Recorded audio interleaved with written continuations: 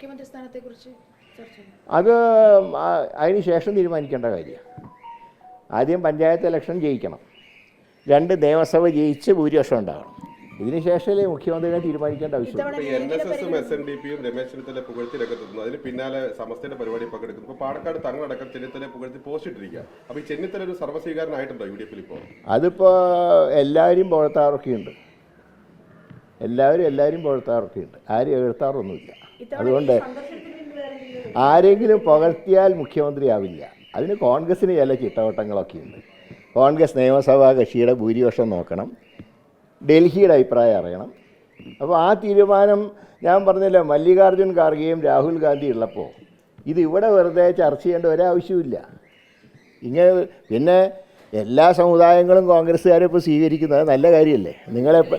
നിങ്ങളെപ്പോഴും പറയാറുള്ളത് കോൺഗ്രസിൽ നിന്ന് സമുദായങ്ങൾ അകന്നു പോകുന്നു എന്നല്ലേ? ഇപ്പോൾ അടുത്തോണ്ടിരിക്കുക.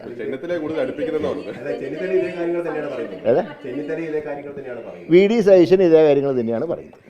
അതിലൊന്നും കുഴപ്പമില്ല. ഇവിടെ ഗ്രൂപ്പിൻ്റെ ഒരു ചർച്ചയില്ല, പാർട്ടിയെ ശക്തിപ്പെടുത്തുന്ന ചർച്ചയാണ്. ഗ്രൂപ്പിൻ്റെയൊക്കെ കാലഘട്ടം അസ്തമിച്ചു, അതിനൊന്നും ഇനി പ്രസക്തിയില്ല. അതിന് പ്രവർത്തകരെയും കിട്ടും.